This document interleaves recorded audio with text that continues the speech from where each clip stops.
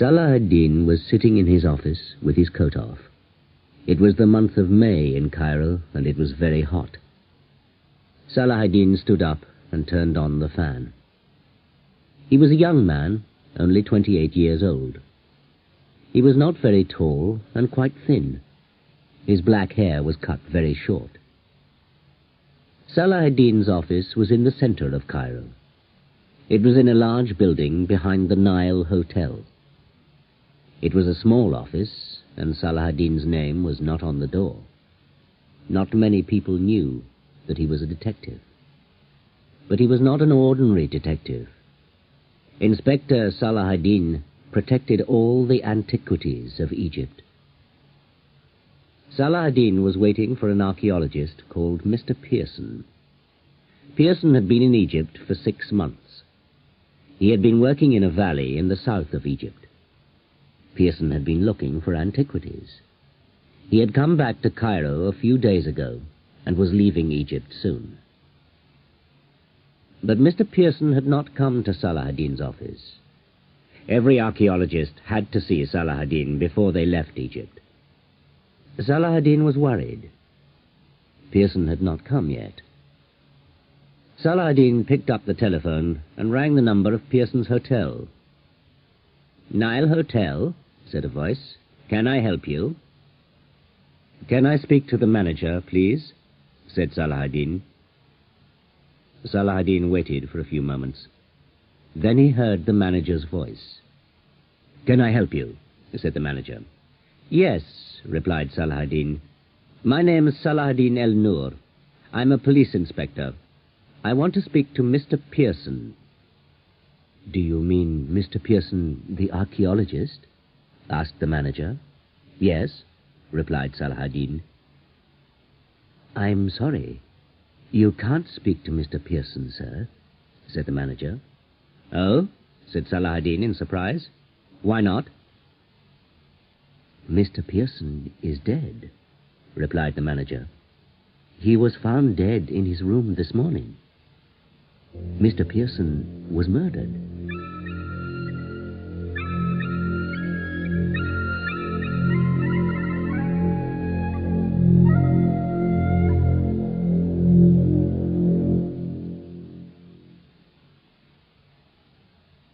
Chapter 2.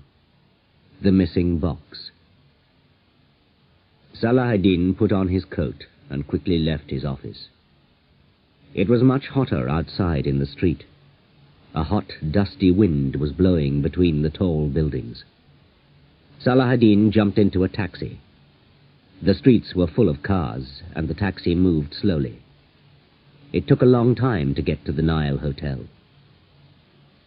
A policeman was standing at the door of the hotel. "I'm sorry," said the policeman, "no one is allowed into the hotel." Salah ad-Din showed the policeman his identity card. The policeman took Salah ad-Din to his chief. Luckily, Salah ad-Din knew this officer. It was Inspector Ahmed, a school friend of Salah ad-Din's. Ahmed took Salah ad-Din upstairs to Pearson's room. Pearson was lying on the bed. There was a knife in his chest. "Why are you interested in this man?" Ahmed asked Salah ad-Din. "Do you know him?" "His name is Pearson," replied Salah ad-Din. "He's an archaeologist. He was working in the south. He was leaving Egypt soon, and I wanted to see him." "Why was he murdered?" Ahmed asked Salah ad-Din. "I don't know," replied Salah ad-Din. There were some boxes standing against the wall. Salah ad-Din pointed to them. "Perhaps there's something valuable in these boxes," said Salah ad-Din. "We must open them." Ahmed brought in 2 policemen, and they started to open the boxes. Salah ad-Din looked carefully round the room. There were some papers on the table beside the bed. Salah ad-Din picked them up. There was a map under the papers. On the map were the words, "Valley of Zar." "These may be important," thought Salah ad-Din. "I'll take them with me and look at them later." Salah ad-Din folded the papers and the map and put them carefully in his wallet. By this time the policeman had opened the boxes. There was nothing important in them. The boxes were full of spades and other things for digging. "There's nothing important or valuable in these boxes," said Salah-ad-Din. "We must speak to all of the hotel staff. Perhaps one of them noticed something unusual." The manager brought the staff to Ahmed and Salah-ad-Din. They asked each person many questions, but they did not learn anything important. Then Salah-ad-Din had an idea. "Who carried these boxes to this room?" he asked the manager. The manager brought back 2 porters. "Did you carry these boxes into this room?" Salah-ad-Din asked the porters. "Yes," they replied. "How many boxes were there?" asked Salah-ad-Din. 6 boxes, replied the first porter. "I carried 3, and my friend carried 3. Salah-ad-Din looked at the boxes. There were 6 of them. No one had taken a box. "Wait a moment," said the second porter. "You're wrong. There were 7 boxes. You carried 3. I carried 3. "But that makes 6 boxes, not 7, said Ahmed with a smile. "You can't count." "I can count," replied the porter. "There were 7 boxes. Mr. Pearson carried one into the room himself. It was a heavy box, but it was smaller than the others." "That is the box which is missing," Salah-ad-Din said to Ahmed. "There's something valuable in that 7th box. When we find the 7th box, we'll find the murderer."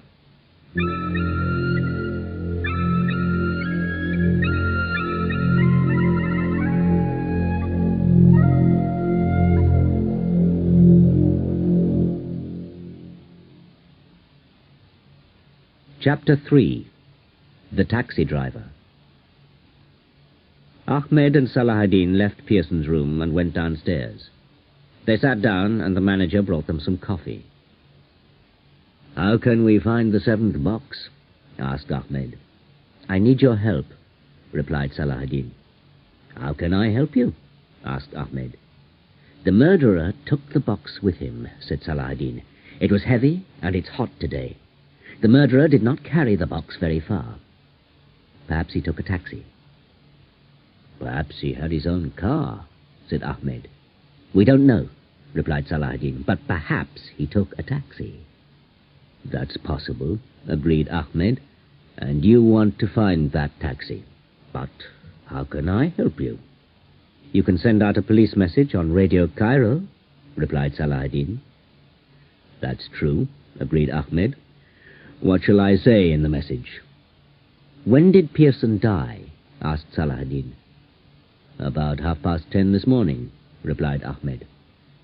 "Then here's the message," said Salah-ad-Din. "The police want to speak to a taxi driver. This taxi driver was near the Nile Hotel at about 11 o'clock this morning. A man got into his taxi. The man was carrying a heavy box. The police want to speak to the taxi driver as soon as possible." "Good," said Ahmed. "I'll put out this message immediately." "Most taxis have radios," said Salah-ad-Din. "Perhaps a taxi driver will remember a man with a heavy box." "I'll get back to my office," went on Salah-ad-Din. "When anything happens, let me know." "I'll telephone you immediately," replied Ahmed. It was now late afternoon.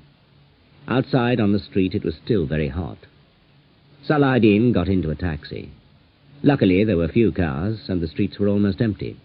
He soon arrived back in his office. Salah-ad-Din turned on the radio. He heard the message. It was repeated after 15 minutes. Salah-ad-Din waited. Suddenly the telephone rang. It was Ahmed. "We've been lucky," said Ahmed. "A taxi driver is here in my office. A man with a heavy box got into his taxi near the Nile Hotel." "At what time?" asked Salah-ad-Din. "At 11 o'clock this morning," replied Ahmed. "Do you want to speak to him?" "Certainly," replied Salah-ad-Din. "I'll come round to your office immediately." Ahmed's office was quite near. Salah-ad-Din walked there. The sun had gone down, and it was becoming cooler. The taxi driver was waiting in Ahmed's office. He was a fat, happy-looking man. He was also intelligent. Saladin took out his notebook and asked the taxi driver some questions. "At what time did this man get into your taxi?" asked Saladin. "A few minutes before 11 o'clock, replied the taxi driver. "He got in quite near the Nile Hotel." "Was he carrying anything?" Saladin asked. "Yes," replied the taxi driver, "a heavy box." "And what did he look like?" asked Saladin. "He was tall, with broad shoulders," replied the taxi driver. "He had fair hair. He spoke Arabic, but he was not an Arab. Perhaps he was Swedish." Saladin thought for a few moments. Then he asked the taxi driver another question. "This man spoke Arabic, did he?" asked Saladin. "What kind of Arabic did he speak?" "What do you mean?" asked the driver. "Did he speak Arabic like an Egyptian?" asked Saladin. "Oh, no," said the taxi driver. "He spoke like a Lebanese." "Where did you take this man?" said Saladin, continuing his questions. "I took him to the railway station," replied the driver. "He wanted to get there before 12 o'clock. 12 o'clock, midday," said Saladin quietly. "What train leaves Cairo at 12 o'clock? "The express train for Alexandria," said the taxi driver immediately. "I know all the trains. The express train leaves Cairo at 12 o'clock and arrives in Alexandria at 2:30. Saladin had been lucky. He had found out some important facts. He looked at the notes in his book. Pearson's murderer? What does he look like? Tall and broad, fair hair. Perhaps he is Swedish. Where is he going? Went to Cairo railway station before 12 o'clock. Train leaves for Alexandria at 12 o'clock. Perhaps he is going to Alexandria. Why Alexandria? Alexandria to Beirut? Many ships go from Alexandria to Beirut. Easy to get a heavy box on a boat. Not so easy to get a box on an aeroplane. Remember, he speaks Arabic like a Lebanese. Perhaps he is going to take a boat to Beirut.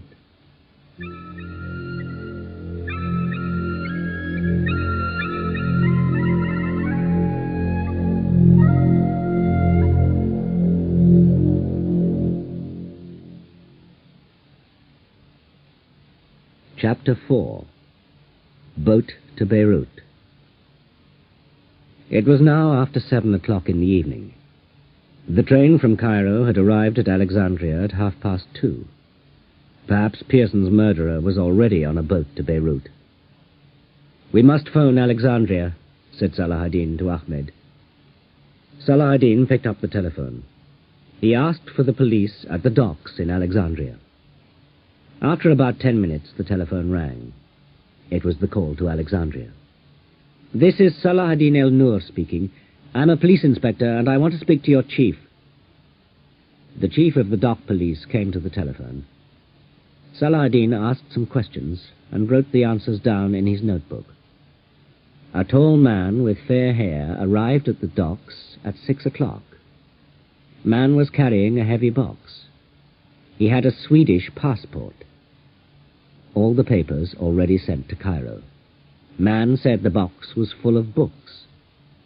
Box was not opened. Police do not open every box. 2 boats had left Alexandria after 4:30 p.m. A boat left at 6:30 for Beirut. Its name, the Sudan. Another boat left for Athens at 7 p.m. Its name, the Syria. Man said he was going to Beirut. The police did not see him getting on the boat for Beirut. Saladin put down the telephone and looked at his notes for some time. Then he spoke to Ahmed. "Pearson's murderer has gone to Beirut," he said. "I'm sure of that." "Then we can send a message to the boat," said Ahmed. "No, we won't do that," said Saladin. "We're not really certain. Many men have fair hair, and many men carry heavy boxes. I must meet him. I must speak to him." "But how can you do that?" asked Ahmed. "It's too late now. The boat has already left." "I can get to Beirut before him," replied Salah ad-Din. "Today is Monday. The boat won't be in Beirut until tomorrow evening. I can take an aeroplane." "And the plane takes only 2 hours," said Ahmed. "That's right," said Salah ad-Din. "I'll take a plane tomorrow morning, and I'll be in Beirut before midday." "That's a good idea," said Ahmed. "You could meet this man on the docks at Beirut." "And now I must go. I've a lot to do," said Salah ad-Din. "I must book a seat on the aeroplane and get a ticket. I'll see you later. Thanks for your help. Goodbye."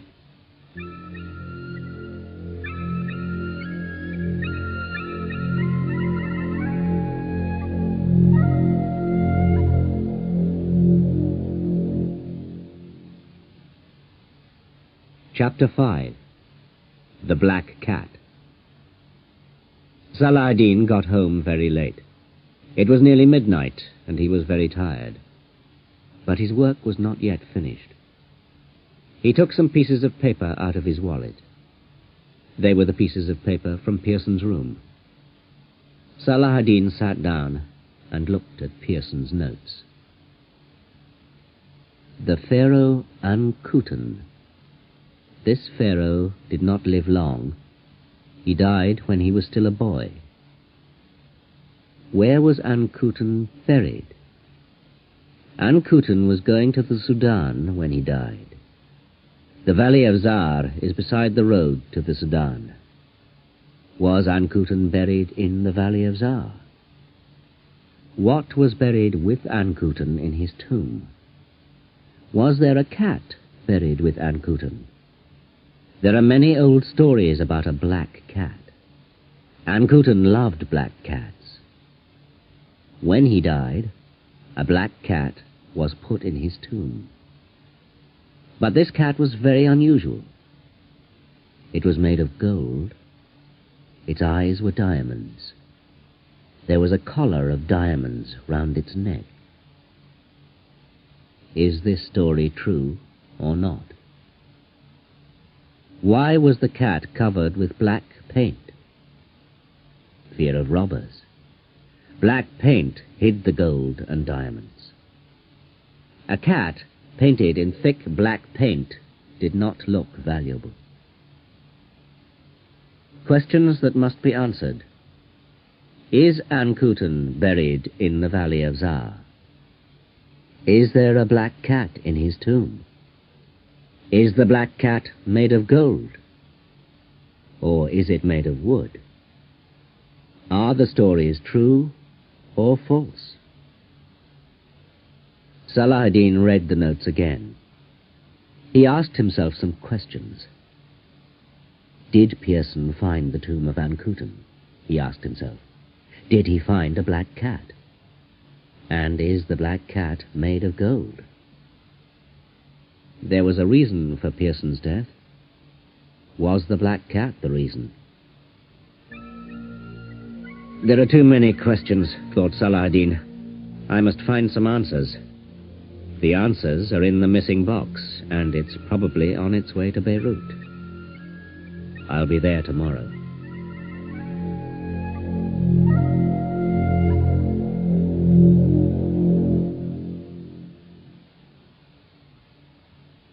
Chapter 6.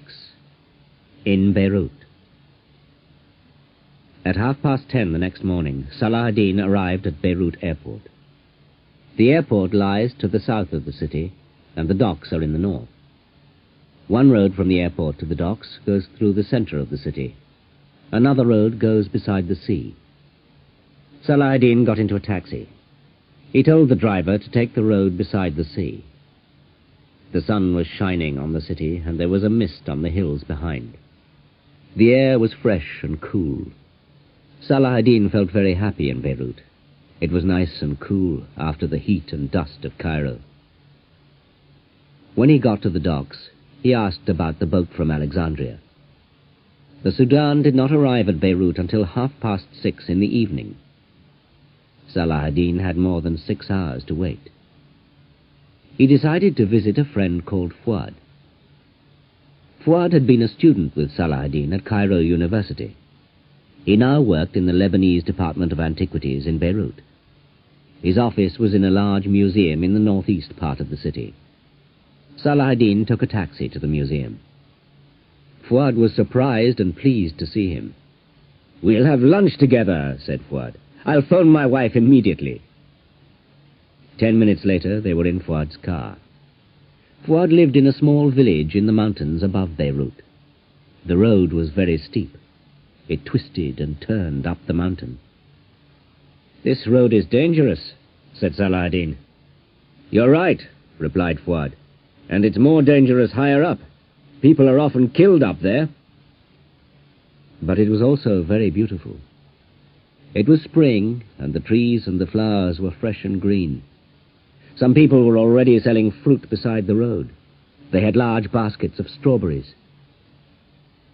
The car soon arrived at Fuad's house. Fuad's wife, Layla, was waiting for them. "Hello, Salah-ad-Din," said Layla. "It's nice to see you again. We've a lot to talk about, but first we'll have lunch." After lunch, they sat out on the veranda and drank coffee. They talked about Cairo and their friends there.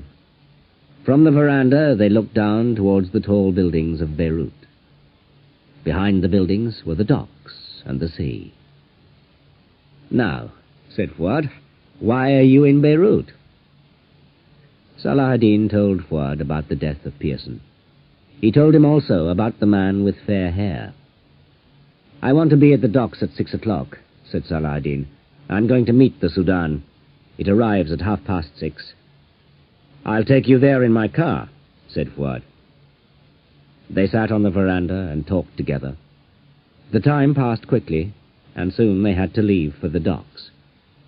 "Bring Salah-ad-Din back here," Layla said to Fuad. "Our house is more comfortable than a hotel. He must stay here tonight." Salah-ad-Din thanked Layla and stood up. "It's getting cold," he said. "Yes," replied Fuad. "You're wearing summer clothes.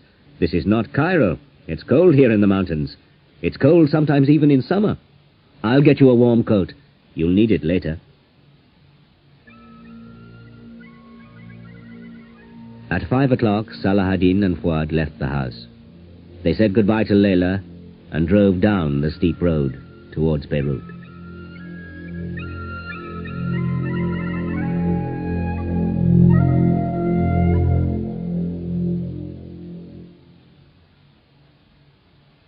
Chapter 7. The Road to Baalbek. At 6 o'clock, Salah-ad-Din and Fuad arrived at the docks in Beirut. They sat in the car and waited for the arrival of the Sudan. There was another car on the docks. "Do you see that black car over there?" asked Fuad. "The one with 2 men in the front?" "Yes," said Fuad. "And there's a fat man sitting in the back seat. I know him. He's interested in antiquities. He often comes to the museum." The Sudan soon appeared at the entrance to the docks. It reached the dockside just after 6:30, and the passengers came down the gangway. "There he is," said Salah-ad-Din. "The man on the gangway. He's tall, he has fair hair and broad shoulders. That's the man." "But I know him," said Fuad. "He's a Swede, and his name is Borkman. He's interested in antiquities too. I've often seen him in the museum." "Where's the box?" asked Salah-ad-Din. "He's not carrying a box." "Let's wait and see," said Fuad. "Perhaps he's given the box to a porter." "Look," said Salah-ad-Din. "The black car is moving." The black car moved a few meters and stopped again behind a shed. Fuad and Salah-ad-Din sat and waited. Borkman got off the boat and got into a taxi. But he was not carrying a heavy box. The taxi started to move away. "Let's follow him," said Fuad. "Wait a moment," said Salah-ad-Din. "Watch the black car." Salah-ad-Din was right. The black car pulled out slowly and followed Borkman's taxi.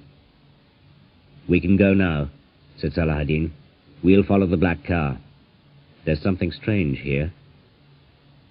The 3 cars drove out of the docks, one after the other. The taxi went quickly through the streets of Beirut. Then it started to climb the steep road towards the mountains. The black car followed the taxi. Fuad followed the black car. "Isn't this the road to your village?" asked Salahuddin. "Yes," replied Fuad. "This road goes higher up the mountains. It goes to a small town called Baalbek." "I've heard of Baalbek," said Salahuddin. "There are some famous ruins there." "And there's a gang of smugglers too," said Fuad. "They smuggle antiquities out of Beirut." The 3 cars drove up the steep road. They went past Fuad's village. Fuad drove on in silence. The road became narrower and steeper, and Fuad did not drive too close to the black car. "The road's more dangerous here," said Fuad. "There was an accident a few weeks ago. 4 people were killed." For a few moments, nothing happened. Then the black car began to go faster.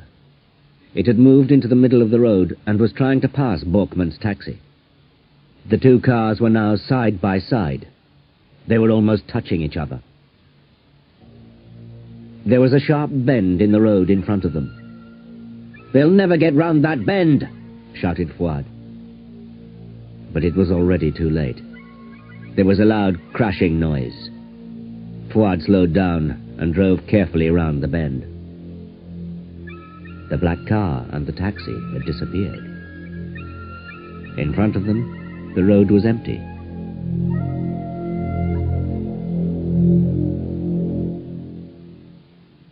Everything was silent.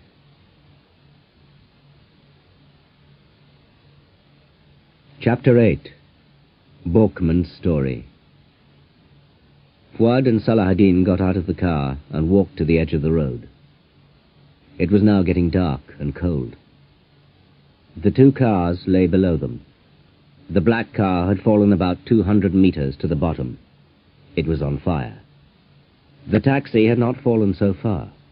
It was lying against a tree. "Come on," said Salahuddin. "Let's climb down quickly. Perhaps Borkman's still alive." Fuad climbed down the steep path, and Salahuddin followed him. They found the taxi.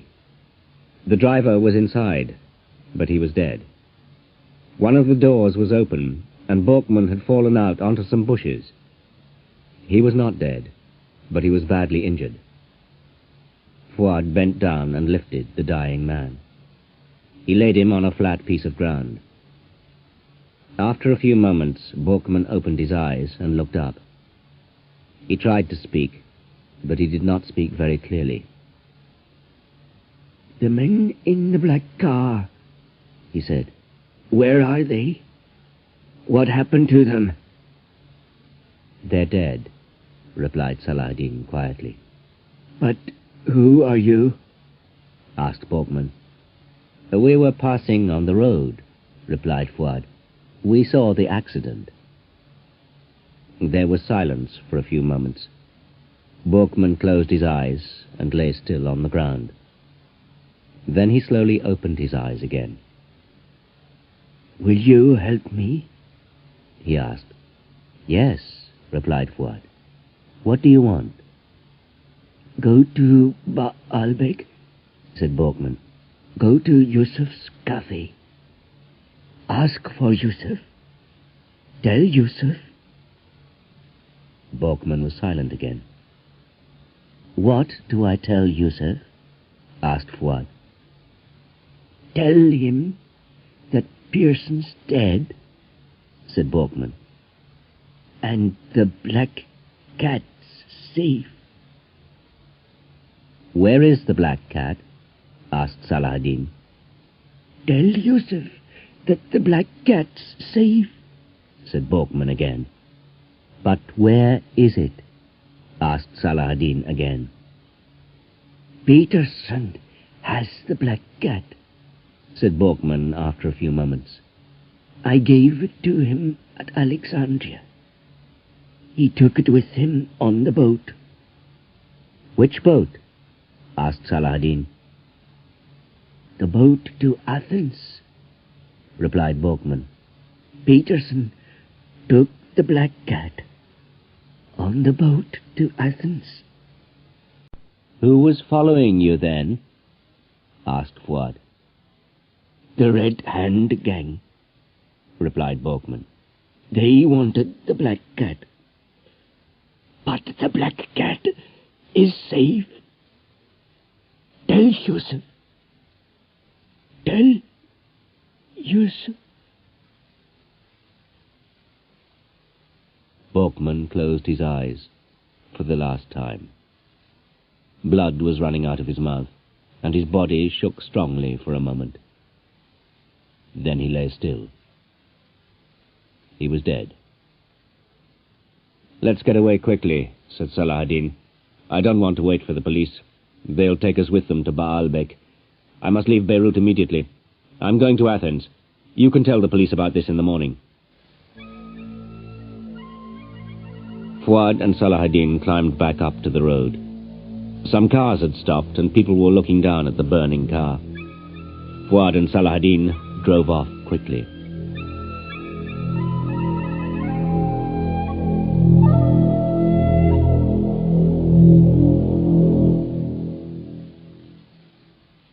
Chapter 9. Beirut to Athens. Salah-ad-Din and Fuad got back home before 10 o'clock. Layla was pleased to see them. She started to make some food, but Salah-ad-Din was in a hurry. "Can you phone Beirut Airport?" he asked Fuad. "Find out the time of the first plane to Athens. I want to get there as soon as possible." Fuad phoned the airport. Layla brought in some coffee, and they sat down. Salah-ad-Din told her about Borkman's death. He spoke about the black cat. "But what is the black cat?" asked Layla. Salah-ad-Din told her about the Pharaoh Ankuten and about the tomb in the Valley of Tsar. "I know now that Pearson found the tomb," said Salah-ad-Din. "He found the cat in the tomb and brought it to Cairo. Pearson told Borkman about the cat, but Borkman was a member of the Baalbek gang. Pearson didn't know that. Borkman murdered Pearson and took the cat." "And where is the cat now?"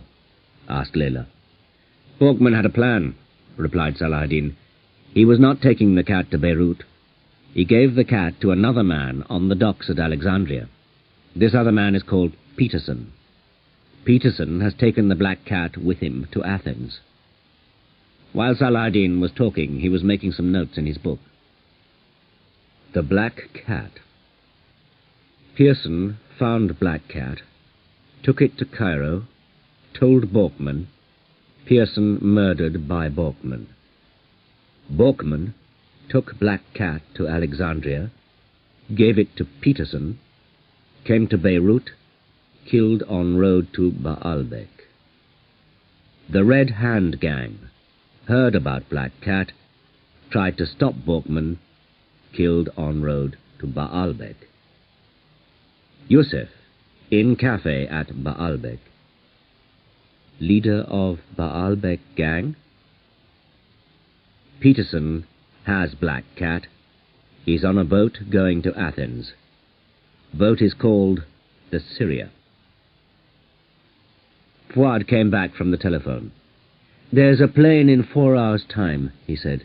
"It leaves Beirut at 1 o'clock in the morning and arrives in Athens at 5.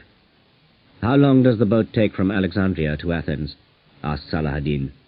"Almost 2 days," replied Layla. "I once went by boat on a holiday to Athens."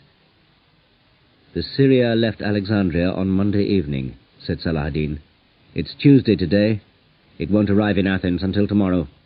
I'll be in Athens before the boat." "We must leave soon," said Fuad. "It's a long way to the airport." Salah-ad-Din said goodbye to Layla and drove off with Fuad. They arrived at the airport just after midnight. It was already Wednesday, but Salah-ad-Din was only a few hours away from Athens by air. Salah-ad-Din thanked Fuad. "Take care," said Fuad. 6 people have already died because of this black cat. Send us a telegram from Athens." "I'll send you a telegram from Athens tomorrow," said Salah-ad-Din. Then he smiled. "I mean today. It's Wednesday already. You go to the police in the morning. Tell them about Yusef's cafe."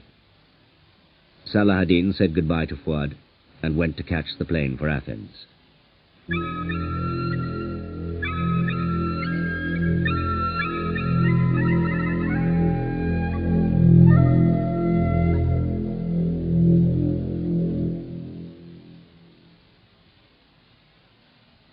Chapter 10.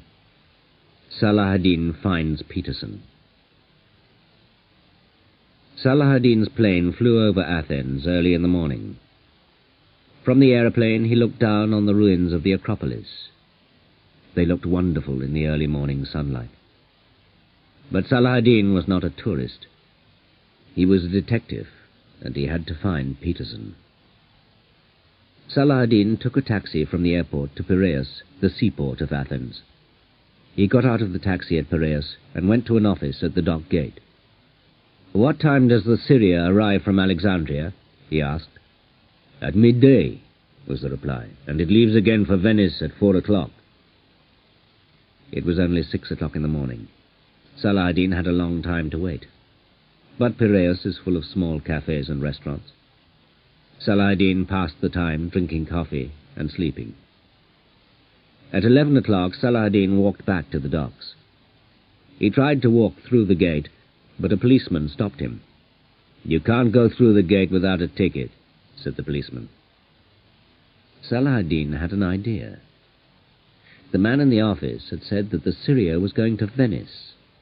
Salah-ad-Din went back to the office and bought a first-class ticket to Venice. When he got into the docks, the Syria had not yet arrived. Salah-ad-Din sat down on a box and waited. "Peterson is not an Egyptian name," thought Salah-ad-Din. "It's another Swedish name, like Borkman.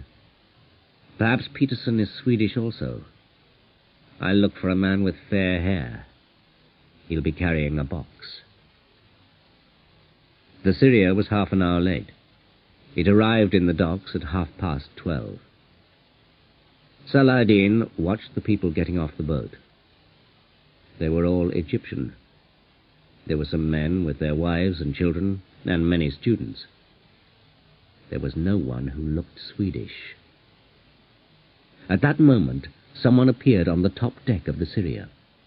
He was a tall man with fair hair. "That's Peterson," thought Salah-ad-Din. "So, he's decided to stay on the boat. Perhaps he's going to Venice.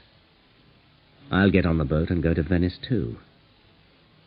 But Salah-ad-Din was careful. Perhaps it was a trick, and Peterson was going to get off the boat at the last moment. Salah-ad-Din waited, but no one else got off. At 5 o'clock, Salah-ad-Din got on the boat. The gangway was taken down, and the Syria was ready to leave. Salah-ad-Din went to the ticket office on the boat and showed his ticket to the officer. "I've just got on the boat," said Salah-ad-Din. "Can I have a cabin, please?" "You're travelling first class, sir," the officer said. "You can go into cabin 22. It's just under the top deck." The officer turned to get the key for cabin 22.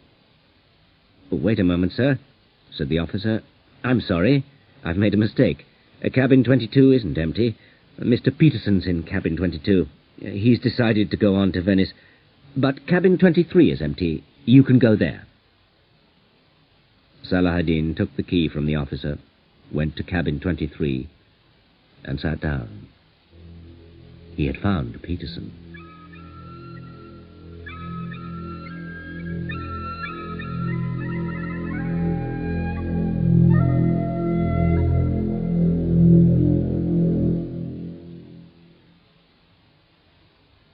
Chapter 11. Salah-ad-Din finds the black cat. 10 minutes later, there was a knock at the door of Salah-ad-Din's cabin. It was the steward. "Do you want to eat in the dining room or in your cabin, sir?" asked the steward. "Where do people usually eat?" asked Salah-ad-Din. "In the dining room," replied the steward. "But you can have your dinner in your cabin if you want." "That's an idea," said Salah-ad-Din. "I'll eat here." "I'll bring you dinner at 8 o'clock then," said the steward, and walked down the corridor. Salah-ad-Din watched the steward carefully. The steward walked to a small room under the stairs. Saladin took out his notebook and drew a plan of the corridor and the cabins. After a few moments, the steward came out of his room and walked down the corridor. Saladin waited for 5 minutes. Everything was quiet in the corridor. Saladin left his cabin and walked quietly to the steward's room under the stairs. The steward had not locked the door. Saladin opened it carefully and looked in. The room was small, with brushes and cleaning things in it. There were some hooks on the wall. A key hung from every hook, and there was a number above each one. Saladin took the key of cabin 22 and went to the door. Suddenly he heard a noise. Peterson had come back. He was standing at the door of his cabin. Saladin waited in the steward's room. Peterson went into his cabin and closed the door. Saladin quietly went back to his own cabin, sat down and listened.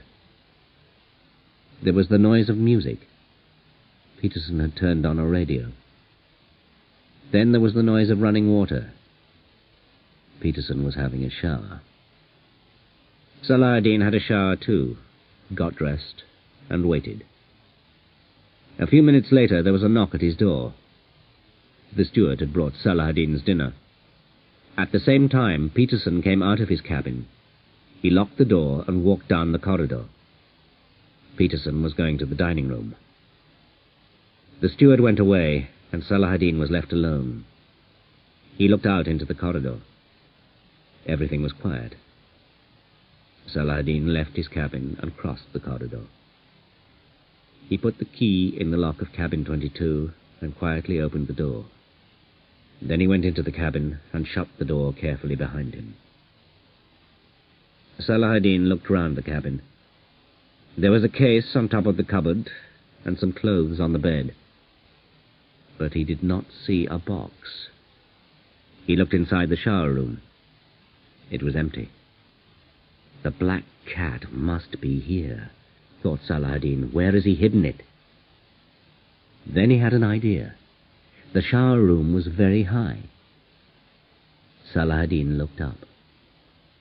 There was a box placed above the shower. Saladin lifted the box down on the bed and started to open it. But something had gone wrong. There was a noise, and the door of cabin 22 suddenly opened. There was a man in the doorway. It was Peterson, and he had a gun in his hand. The gun was pointing at Saladin.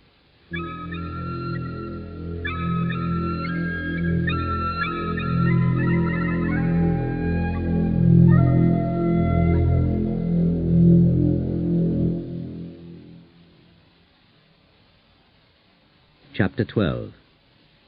Death on the Syria. "Don't move," said Peterson. Peterson came into the cabin and shut the door. Saladin stood still in front of the bed. "Who are you?" asked Peterson. "And what are you doing in my cabin?" Saladin thought quickly. He had to say something. "Borkman sent me," he said. "I have a message for you." "You're telling lies," said Peterson. "There's something on the bed. Stand back." Saladin moved back, and Peterson saw the open box. "So, you found the black cat," said Peterson. "You're a member of the Red Hand gang." Peterson opened the door and looked out into the corridor. It was empty. "Put your hands behind your back and come out of the cabin," said Peterson. "Then walk slowly up the stairs to the top deck." Saladin came out of the cabin, and Peterson followed him. Saladin walked slowly up the stairs. When they reached the top deck, Peterson spoke again. "Walk over to the rail." There was a rail round the side of the ship. Over the rail was the sea. The Syria had now passed through the Corinth Canal, and the ship was rolling from side to side. Saladin walked slowly forward towards the funnel. "Stop," said Peterson. "Turn round." Saladin turned and looked at Peterson. "Now, tell me the truth," said Peterson. "Who are you?" Saladin decided to tell some truth and some lies. "Borkman's dead," said Saladin, "and Yusuf is caught. The Baalbek gang is finished. The police are waiting for you at Venice." "I don't believe you," said Peterson. "How do you know this? Who are you?" "I'm an inspector in the Egyptian police," replied Saladin. "I followed you from Beirut. The Italian police are waiting for you at Venice." "You're telling lies again," said Peterson. "Why didn't you bring the police onto the boat at Athens?" Saladin did not reply, and Peterson started to laugh. "You didn't tell anyone at Athens," he said. "There's no one waiting for this boat at Venice. Now I'm going to shoot you. I'll throw your body into the sea, and no one will ever know."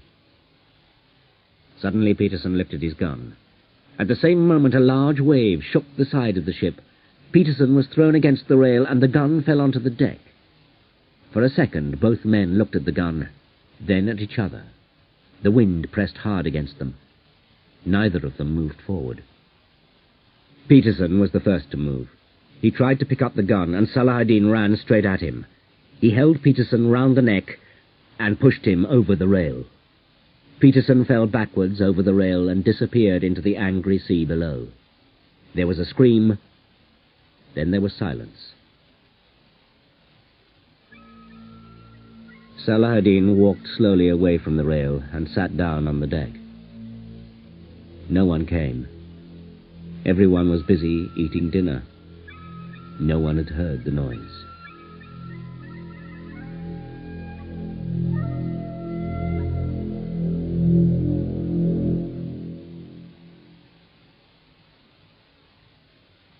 Chapter 13. Do Not Disturb. The corridor outside cabin 22 was still empty. Everything was silent. Saladin went into the cabin and picked up the box carefully. Then he carried it across the corridor to his own cabin. He went back across the corridor once more. In every cabin there was a notice with the words, "Do Not Disturb," written on it in large letters. Saladin took this notice and hung it on the door of cabin 22. "The steward will see this on the door," thought Saladin to himself. "He'll think that Peterson is sick. No one will go into cabin 22 until Venice." He locked the door of cabin 22 and put the key on its hook in the steward's room. Then Saladin went back to his own cabin. The food was still on the table, but he was not hungry. He threw it out of the window. Saladin looked at his watch. He was surprised. It was only 9:15. A lot had happened in a short time. After a few minutes there was a knock at the door. It was the steward. "I hope that you enjoyed your dinner, sir," he said to Saladin. "Thank you," replied Saladin. "I enjoyed it very much." "Mr. Peterson's put the Do Not Disturb notice on his door," said the steward. "Perhaps he's sick. I'll not disturb him until Venice." "Yes," said Saladin. "I met him half an hour ago. He said that he felt sick. He'll not want anything until tomorrow." "When do you want breakfast, sir?" asked the steward. "I feel tired," replied Saladin. "Don't wake me in the morning. When I want breakfast, I'll call you." "Good night, then," said the steward. Saladin said good night and locked his door. He had not slept on a bed for many hours, and he was very tired. He undressed and got into bed. At first the movement of the boat kept him awake, but he was soon asleep and slept deeply all night. When Saladin woke up the next morning, the bright sun was shining into his cabin. He looked at his watch. It was nearly 11 o'clock. He rang the bell for the steward. "When do we arrive in Venice?" asked Saladin. "We're early today. replied the steward.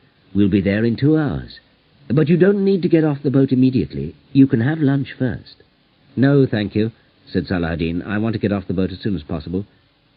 "What about Mr. Peterson? Is he better?" "He still has the notice on his door," replied the steward. "I'll not disturb him until after lunch." "That's a good idea," said Saladin. "Now, can you bring me some coffee, please?" Saladin drank his coffee slowly and got dressed. He heard a lot of noise. The ship was arriving at Venice. Saladin looked out into the corridor. It was empty. The steward had gone to the dining room. Saladin picked up the heavy box and left the cabin. From the side of the boat, Saladin saw the tall buildings of Venice. They were passing in front of St. Mark's Cathedral. They were now near the docks. After half an hour, the boat was beside the dock. Saladin left the Syria while the other passengers were having lunch. "What's in that box?" asked the policeman. "Some books," replied Saladin. He did not want any trouble. The policeman did not ask Saladin to open the box. In a few minutes, Saladin was in a water taxi on his way to the railway station. Safe at last, thought Saladin. When they open cabin 22, they'll find it empty. They'll be very surprised.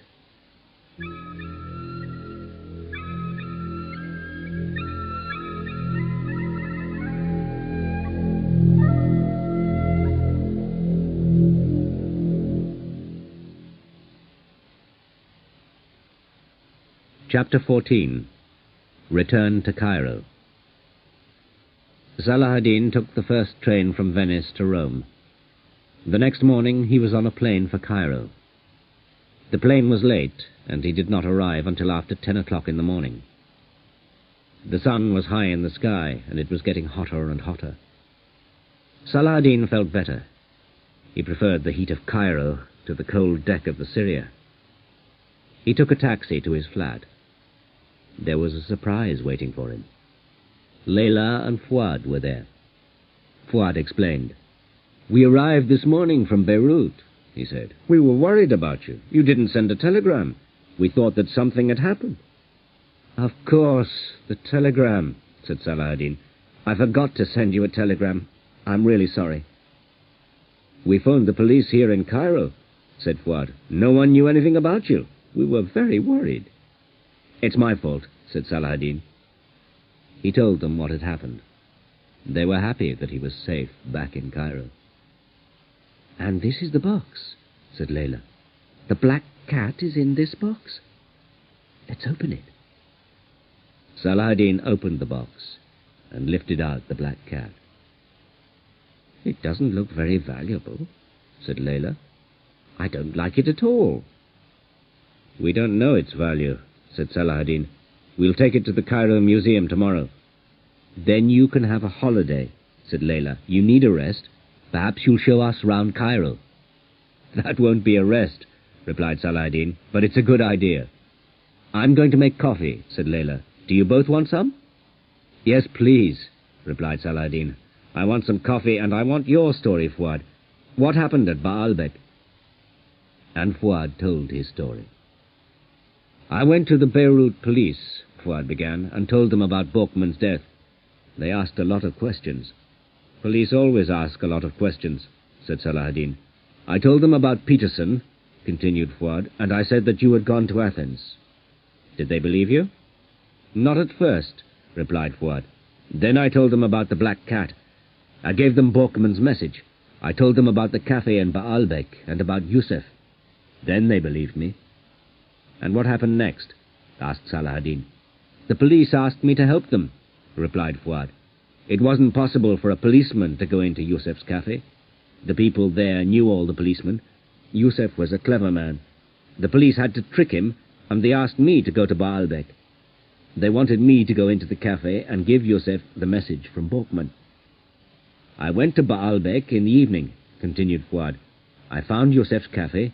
It was near the ruins of the old city. I sat down and asked for coffee. Then I asked for Yusuf. I told Yusuf about Borkman's death." The police were waiting outside, Fuad continued. They were hiding in a car. I told Yusuf about the black cat, and he thanked me. Then he hurried out of the cafe. And the police saw him? Asked Salah-ad-Din. Yes, said Fuad. They watched him carefully. Where did Yusuf go? He got into a car, replied Fuad, and drove to a farm in the mountains. The police followed him. Then they hid in the hills round the farm and waited. How many men were at the farm? Salah-ad-Din asked. The police didn't know, replied Fuad. They waited for more police. Then they shouted to the men at the farm and told them to come out. Didn't the men at the farm shoot at the police? No, they didn't, replied Fuad. There were only 3 of them at the farm. Borkman was dead and Peterson was on the Syria. The 3 men came out without shooting. The police took them away. They're now in prison. Did they catch the leader of the gang? Asked Salah-ad-Din. Yusuf was the leader, replied Fuad. He's now in prison with the others. Yusuf's in prison, said Salah-ad-Din. Borkman's dead, and so is Peterson. That's the end of the Baalbek gang. And 3 of the Red Hand gang were killed in the black car, said Layla. That's true, said Salah-ad-Din. We'll have no more trouble for some time.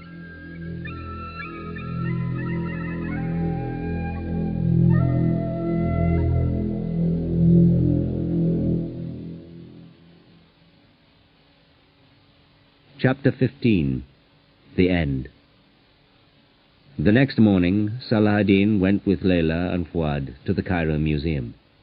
They took the black cat with them. They met a friend called Faisal, who worked in the museum. Salah-ad-Din gave the black cat to Faisal and told him the story. It looks old, said Faisal, and perhaps it's valuable. But I don't know about the gold and diamonds. I'll have to look at it carefully. Salah-ad-Din, Layla, and Fuad went and had some coffee.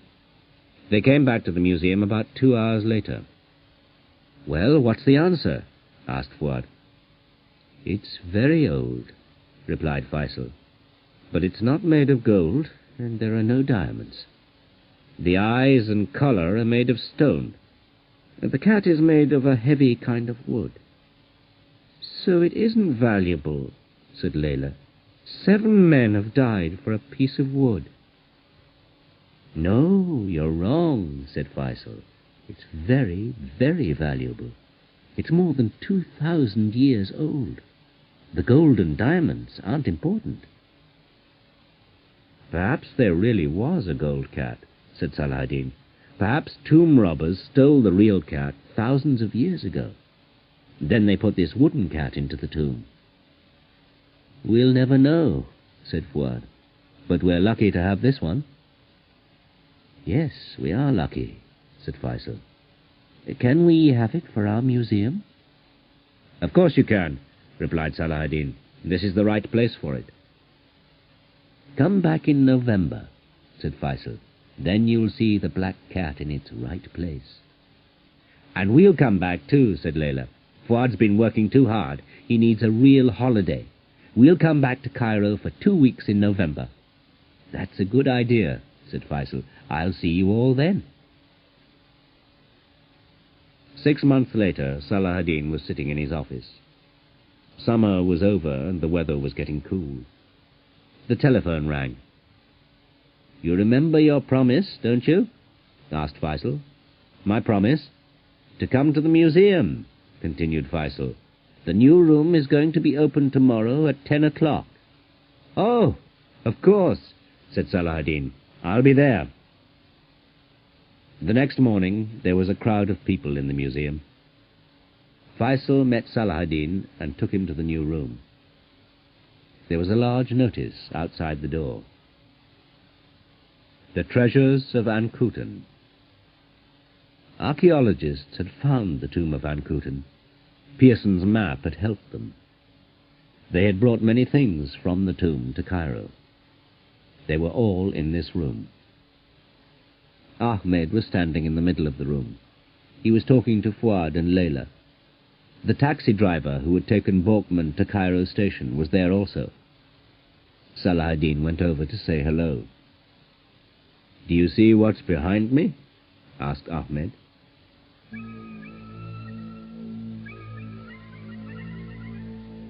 There, in the center of the room, was a large glass case. The black cat was inside. Underneath, there was a notice. The Black Cat of Ankuten, given by Salahuddin el-Nur.